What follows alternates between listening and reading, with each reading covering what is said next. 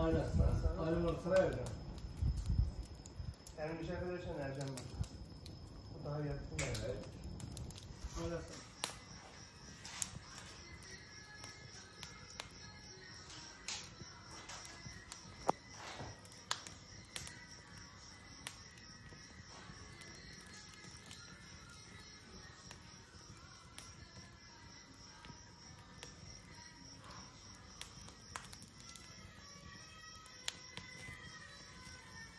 Hikaye bak ya.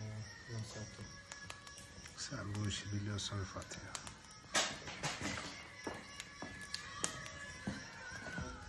Ben sana göstereyim önemli soru. Çok güzel. Benim şef gelirse çok önemli ha. Sen beni göster işte en önemlileri ben Benim önemli göster. benim şef. Bunları ben Direkt göster. işten çıkar ha. Bunları ben dökerim. Bak bunları ben dökerim. Sen beni Şef göster. çok önemli benim için. Çok Şef önemli. var ya hiçbir düğün gibi abi. Şef atarsa benim düğün gelirse benim düğünün önünü misafir eder ya.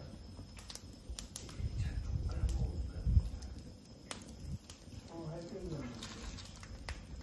Elin yandıysa ben alayım. Yanmaz yanmaz. O dedi Allah'tan teneke edilir ya.